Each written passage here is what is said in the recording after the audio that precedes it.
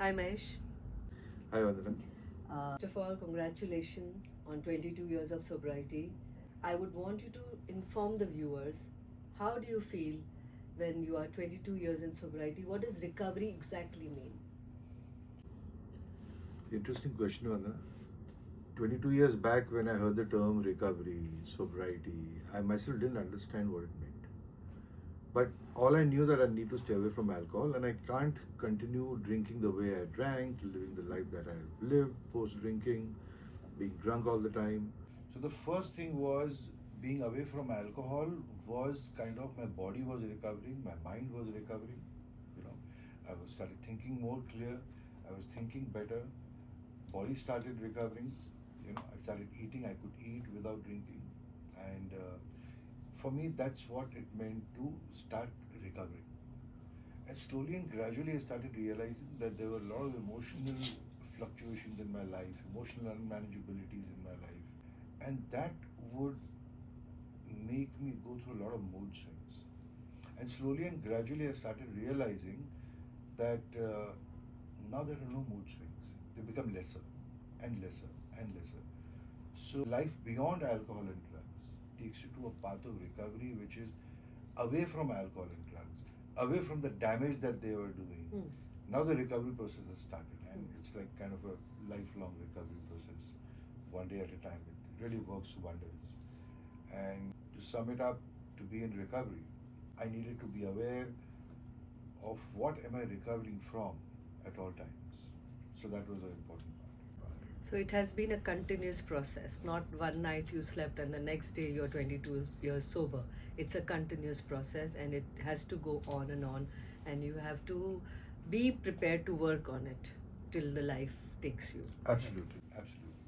So, like any process in life, it could be an easy cakewalk, it could be a rough ride, but I would say that 22 years of being away from alcohol and drugs has been a beautiful journey, kind of a bed of roses, with a few thorns here and there that come and go, but by and large, it's been a beautiful journey throughout.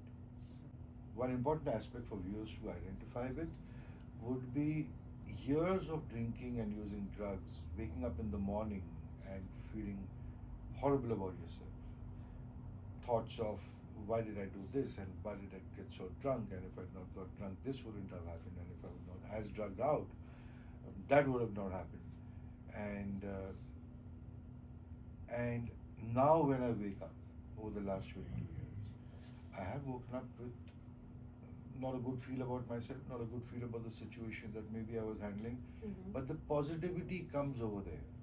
The remorse goes away, the guilt goes away, and the positivity starts coming over there. And you know, it's a very beautiful waking up. And 22 years, wake up with a good feel of yourself. If there are some hindrances, your mind, your thought has created the pattern towards positivity, and that's where you end up instead of ending up in remorse and guilt. So that's an important experience. तो ये sober living में शराब से आप दूर रहे हैं, ज़रूर ट्रिगर्स होंगे, कोई फिजिकल होते दिखाई देते, कोई इमोशनल होते हैं, तो आपके क्या ट्रिगर्स रहे हैं लाइफ में? जब पीता था, नहीं, जब आपने छोड़ दिया जब छोड़ तो ट्रिगर्स ही नहीं रहे। कुछ तो सताता होगा तो आपको। क्या आप जो पूछने की कोशिश कर रहे हो कि क्या ट्रिगर थॉट लेवल में आता है, हाँ, जिसको आपने क्या कंट्रोल किया या हैंडल किया और वो मैनेज शराब कर तक पाए नहीं, हैं। और शराब तक नहीं गया। हाँ, तो बहुत सिंपल चीज़ें हमको सिखाई जाती हैं कि अपने आप को उस माहौल में मत डालो जहाँ पे आप अपने आप को टेस्ट कर रहे हो, क्योंकि हम बहुत बार अपने आप को उस माहौल में डालते थे। जब मैं कई बार शराब पीना छोड़ देता था, I would not drink for 10 days, I would not drink for 20 days, 3 days, 30 days, 160 days, लेकिन मैं अपने आप को उस माहौल में डालता था, यानी कि अपने दोस्तों के साथ जाके बैठता था, would socialise, but I am not drinking. If anybody ask me what about your drink, where is your glass, and 2 months no drinking, like 1 month no drinking, but on that day 30th or day 60th when I started drinking, तो वो पूरा मैंने जितना शराब छोड़ा था, ऐसा मन करता था पूरे समुद्र को पी जाऊँ।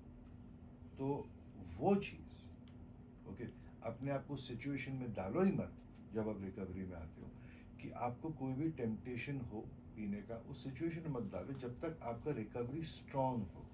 जैसे समय निकलता है और रिकवरी स्ट्रांग होती है, जिस तरह गाड़ी चलाओ, जब गाड़ी सीखते हैं तो बोलते हैं थोड़ा स्लो चलाओ, स्लो चलाओ कि एक्सीडेंट होने के चांसेस कम है स्लो ड्राइविंग में। जब सीख जाते हो अच्छे से फिर आप दौड़ाओ जितना दौड़ाना है। तो उसी तरह शराब भी, don't put yourself in that situation.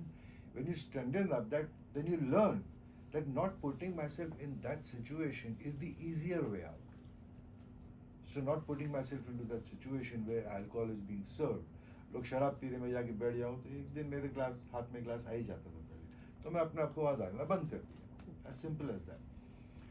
To the point कि मैं माउथ वॉश भी यूज़ करता हूँ तो नॉन अल्कोहलिक यूज़ करता हूँ, अवेयरनेस आ जाती है।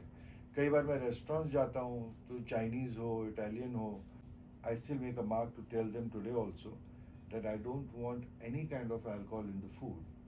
तो कई बार तो ये भी बोलते हैं कि सर उसमें तो अल्कोहल बर्न हो जाता है। अरे सर आपको उधर बर्न होता है, मेरे दिमाग में बर्न नहीं होता, तो मैं नहीं चाहता। तो it's like a precautionary point to be maintain, और फिर आदत बन जाती है, फिर एक आदत बन जाती है, तो आदत ही आपका प्रिकॉशियस हो जाता है and it becomes a flow and it becomes a way of life. तो आप बहुत अच्छी तरह से अपने आप को प्रोटेक्ट करते हैं, और जिस तरह से आपने अपने आप को ट्रेन किया है यहाँ तक लाने का, जो आप समझा रहे थे, वो एक तरह की ट्रेनिंग ही है। और जो माहौल में आप अपने आप को ले आए हैं, जहाँ पे पीपल, प्लेसेस एंड थिंग्स अभी कोई मायने नहीं रखता, वो आपके लिए ट्रिगर्स नहीं है, क्योंकि आपने अपने आप को संभाला है और आप संभालते रहेंगे। ये आपके जीवन का जैसे नियम बन गया। It's your life motto. It gives you the joys that you had missed out somewhere, and now you living the life to the fullest. So it keeps you really, really happy. Yeah. I would like you to throw some light on your life while you were drinking, and post that, the sobriety life that you just shared about, the recovering life. So the difference between the Mahesh which was when he was drinking and the Mahesh who is now sober. So there is what we understand this as those who are suffering with alcohol and recovering from alcohol, like I spoke earlier. Now the difference between these two Maheshis is the identification with your memory of who you are. So when I would drink, okay, I always use this term कि मैं राजा बाकी सब प्रजा. That term actually made me identify with 4 drinks down me, 6 drinks down. I'm the bloody king. I felt like a king. I treated people like subjects. Now that was how a drunk feels. And then it goes on. 8, 10, 12, 15, it goes on. And you just start getting wasted as that king. The king starts getting wasted. And now, when I went in for a treatment process and when I started realizing that the king never existed. In reality, that king never existed. It was the illusion of the mind that takes you there. And now you feel horrible about who you are. Because now you have memory of treating people in a different way, talking to people in a different way, your thought process in a different way. Aggressiveness would be at its peak. But now calmness replaces that aggressiveness. So that was a very wild side of me compared to how I am now. So I actually call it journey from wildness to vastness of understanding yourself. Nice. Mahesh, what about temptations? आप 22 साल sober रहे हो, ऐसा तो हो ही नहीं सकता ये 22 सालों में आपको कभी भी कोई टेम्पटेशन, कोई उत्साह, कोई ऐसे झुकाव किसी की तरफ या ट्रिगर्स नहीं आए हो कि आपको मन नहीं किया हो या आपको ख्याल नहीं आया हो? उस बारे में ज़रा बताइए।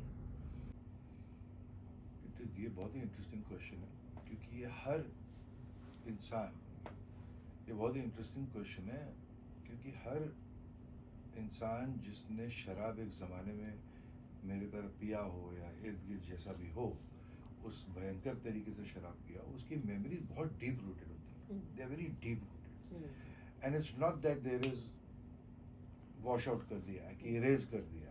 नहीं, इरेज नहीं होता, वो रहता है, मेमोरी में रहता है, और कभी कभी बहुत तंग करता है. The way I have understood life is thought, intense thought, craving, obsession. एक थॉट आता है, एक इंटेंस थॉट होता है, एक क्रेविंग पैदा होती है, और एक ऑब्सेस स्टेट ऑफ माइंड पे पहुंच जाता था मैं कि अब तो पीना है. और ऑब्सेशन से मुझे जिंदगी में कोई नहीं निकाल पाया, और किसी को भी निकालना बड़ा मुश्किल होता है, beat anything for that matter. Craving आती है, जाती है, आता था, कभी कभी सक्सेसफुल होता था, नहीं पीता था, कभी बाद में पीता था, उस क्रेविंग टल जाता था, ऐसा कुछ होता था. इंटेंस थॉट उसके बाद, या थॉट लेवल पे हम जब ट्रीटमेंट करते हैं कराते हैं तो एक थॉट लेवल पे वो हैंडल होना चालू हो जाता है और क्रेविंग तक पहुंचता ही नहीं। थॉट आएंगे और जाएंगे, but we remain unaffected by it, because that is what the treatment is all about. Treatment किस चीज़ का था कि मेरे जितने कैरेक्टर डिफेक्ट्स हैं, मैंने गलत कितने काम किए हैं, the kind of abusive life that I've lived to my own self. Okay, that was the damage. So when I start writing that down, when I start sharing that with my counselor and others, there is a sense of responsibility that comes in towards my own self. And now nobody else is involved. ये सिर्फ मैं हूँ। तो जब memories आती हैं तो responsibility की अवेयरनेस पहले आ जाती है, और वो अवेयरनेस जब आती है वो मेमोरी चले जाती है। It does not create a craving. So by the grace of God, you know, कोई बैठा है ऊपर जिसने बड़ा रहम किया है, तो आज तक क्रेविंग फेस नहीं कर किया। I have never faced a craving in 22 years. Touch wood. Mahesh, you mentioned the word suffering alcoholic and you also said recovering alcoholic. Please explain the viewers the meaning, the definition. So I said suffering alcoholic means suffering with alcohol, drinking alcohol, and recovering from the damage caused by the drinking for 18 years, out of which 12, 13 years were the excessive years. So if I have to go deeper into explaining that part, there were many things I said, many things that I did, which I had to face consequences of. But every time the consequences came, I would hide behind the bottle. Okay. Like there's a saying, alcohol doesn't solve any problems. It helps you forget the problem for some time. But when you stop drinking and you come into recovery, like you're recovering from the damage done by alcohol, and now you're living a life, all those problems that you had created in those many years are going to come right in front of you. So you're actually recovering from those problems by dealing with the consequences in real time, in like now. Now I have spoken to my wife and given her 8.5 years of the worst marriage ever. And now, how do I wash all that up? It cannot be washed up. She has the memory. I have decent amount of memory. And she is going to become that person who lives with that memory. And she can't just wash it out. And I have to make my amends. So my first amend would be not to get drunk again. My first amend would be not to touch alcohol again. And then deal with her. If I felt at times that I've created a monster. So if I've created the monster, I am responsible to even handle that monster and give that person space and time to grow the way I have grown beyond alcohol. So time and space, giving time and space is very important. Addictive thinking back then, I want results right now. I've stopped drinking. I've decided not to drink. I want to be spoken nicely. I want everything normal. Here in recovery, you understand that normalcy, a new level of normalcy will surface now. So you got to have patience to allow that to surface. And I always say, stay away from alcohol and drugs, only good things will happen in life. That belief I never had when I was drinking. Does that answer your question? Yes, thank you. Mahesh, I would like to hear from you how you went ahead for therapy and you had your sponsors, mentors, everybody guiding you, helping you. So you are the so you are the dependent and you needed all the guidance in the world. The codependents, the family, friends, the people who are associated with you also needed equal amount of therapy? That's an interesting way of looking at it. People actually don't look at it that way. For example, when I was in the rehab, and constantly I would tell my counselor, initially, पहले हफ्ते 10 दिन में मैं अपने counsellor को बोलता था कि ठीक है मैं तो बंद कर दूंगा, लेकिन अब ये जो मेरी बीवी मेरे से बात नहीं करती तो बात करेगी कि नहीं करेगी, तो मेरा ध्यान भटकता और उधर चले जाता था। तो फिर बोलते बेटा अपने तरफ ध्यान दे, तो उसकी बात सोच, इधर दारू कौन पीता था, तू पी, ओके, इधर कौन पहुंचा, आप पहुंचो, तो अपने ऊपर ध्यान। तो ये अपने ऊपर ध्यान देने के चक्कर में कई बार क्या होता है, माइंड बड़ा रिजेंटफुल हो जाता है कि मेरी माँ ने मेरे से इतना टाइम बात नहीं किया, माँ ने बचपन में ये किया था, अब उसका इफेक्ट है। सो सिमिलरली मेरे को वो शिफ्ट जो करना था वो मेरे लिए बहुत इम्पोर्टेंट था, और वो जब शिफ्ट हुआ और जब मैं घर वापस आया तो मेरी माँ ने कुछ एक लाइन बोला होगा शायद, मुझे याद नहीं आ रहा ठीक से, लेकिन वो हाँ, जब मैंने बहुत रिलैप्स के बारे में बात की थी फैमिली मीटिंग डे पे, तो उन्होंने मेरे को आके पहला चीज़ बोला कि ये रिलैप्स विलैप्स है ना, कुछ होता नहीं है बेटा, हमने बहुत मालूम किया, ये मालूम किया। तो जब वो बोली थी मुझे गुस्सा आ रहा था, और मैं रियलाइज़ किया कि अरे रिहैब में रह के सुरक्षित फील करना अलग होता है, और यहाँ पे फैमिली को जब मैं सामने बैठ के बात कर रहा हूँ तो उसकी फीलिंग अभी भी आ रही है, नेगेटिव फीलिंग, नेगेटिव वाइब। और थोड़े समय के बाद मुझे रियलाइज़ हुआ कि मेरे को तो इतने ब्लैकआउट्स हुए हैं, लेकिन ये लोगों ने 12-13 साल मुझे नशे में देखा है, धुत देखा है, इनका ब्लैकआउट कौन निकालेगा? तो मैं रियलाइज़ किया इनको समय देना बहुत ज़रूरी है, और उनके लिए ट्रीटमेंट भी बहुत ज़रूरी है, उनको भी काउंसलर के पास जाना बहुत ज़रूरी है। जैसे क्या होता है, अगर आप मेरे को पूछोगे उस समय कि मैं बोलता रहा कि अगर मेरी भी मुंह बंद कर दिया, मेरे माँ बाप मुंह बंद रखे तो मेरी दारू बंद हो जाएगी, वो मेरे लिए कुछ करें तो मेरी दारू बंद हो जाएगी। और उनसे अगर बात करो आप उस समय, और उनसे बात किया होता तो वो बोलते, अगर ये दारू बंद, अगर उनसे पूछा होता सेम चीज़, तो वो बोलते कि ये दारू पीना बंद करे तो हमारा मुंह बंद हो जाएगा। सब ये दुखों का दारू पी निवारण। हाँ, ये दारू पीना बंद करे तो इसको जो चीज़ हम करने को तैयार हैं। तो ये क्या होता है, मुर्गी पहले आएगी अंडा पहले आएगा। तो I realise from the therapy module कि उनके साथ में अलग ट्रीटमेंट होता है, उनकी काउंसलिंग अलग होती है, मेरी काउंसलिंग अलग होती है। हम दोनों को एक दूसरे के लाइफ में इस विषय में इंटरफेयर नहीं करना चाहिए। समझ में ये आया कि मुझे भी ट्रीटमेंट कराना ज़रूरी था, और मैं ट्रीटमेंट कराया, और मैं अपने फॉलोअप पे गया, और उनका भी ट्रीटमेंट उतना ही ज़रूरी है। लेकिन एट द सेम टाइम वो ट्रीटमेंट कराए कि नहीं कराए, I have to continue my pathway away from alcohol, I can not mix the two. So coming to conclusion on the situation, it is very important for both, because both have gone through mood swings. For example, मैं उस डर में जीता था कि दारू कम पड़ जाए तो क्या होगा, और वो ये डर में जीते थे कि दारू ज़्यादा पी लेगा तो क्या होगा।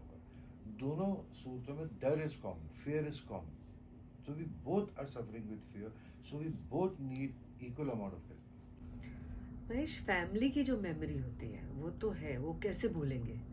तो कभी ना कभी वो मेमोरी आपको दिक्कत देती है, आपकी रिकवरी के सोच विचार के बीच में आती है।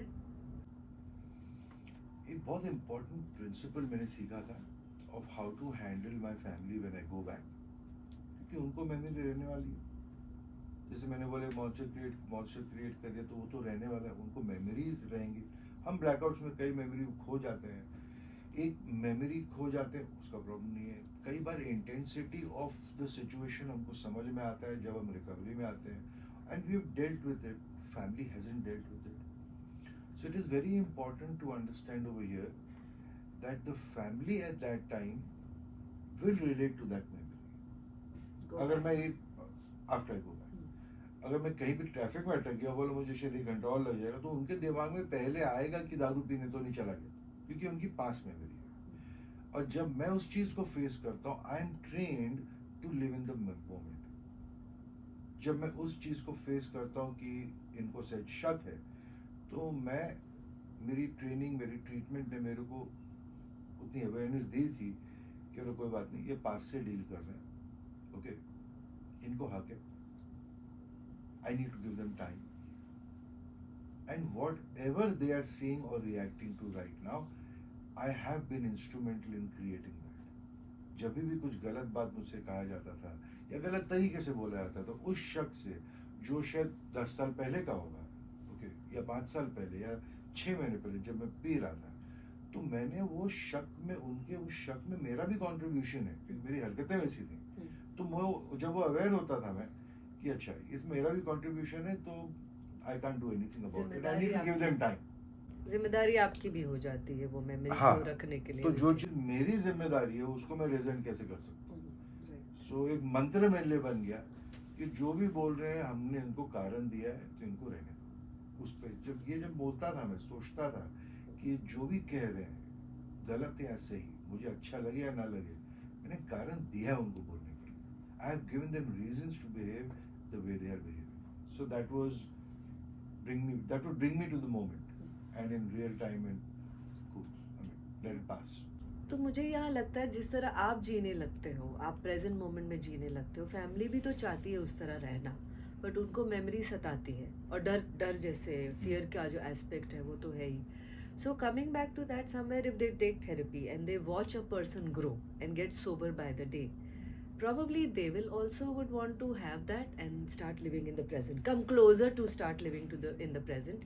And definitely a therapist would do their part, family counselor can add on to their coming back to living life in the present and not remain in the past.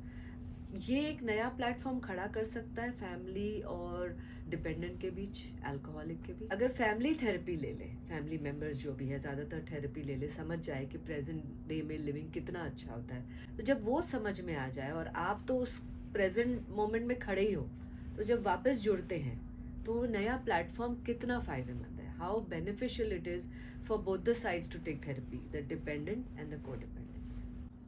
It is equally important. It is equally important for the dependent and the codependent who go in for therapy. At the same time, over there also, I say they should not be dependent on each other. other's therapy. कि alcoholic सोचेगा कि पहले मेरी wife therapy लेगी तो मैं treatment कराऊंगा, वो भी गलत है. और वाइफ अगर सोचेगी वो ट्रीटमेंट के लिए जाएगा तो मैं थेरेपी कराऊं, वो भी गलत है. जब everybody has a sense of realization, जब उस सेंस ऑफ रियलाइजेशन को आप अगला कदम देते हो, तो जिंदगी थेरेपी आपकी लाइफ की वहीं से चालू होती है. So it is equally important, I would say. तो इस सिचुएशन में, क्योंकि ये डिजीज एस्पेक्ट भी है और थोड़ा कठिन है इस तरह का जीना, if both the sides take their responsibilities and manage their life well, and somewhere there is a meeting point, एक मिलना होता है जहाँ पे रिस्पेक्ट वापस से रिश्तों में आ जाता है, माँ बाप का हो, बेटे बाप का हो, या हस्बैंड वाइफ का हो, या बच्चों का भी हो. रिस्पेक्ट एस्पेक्ट जो गुम हो जाता है, इज्जत करना एक दूसरे की, इस मामले में उसको हम वापस ले आना चाहे तो ज़िंदगी अच्छी जी जा सकती है. डेफिनेटली.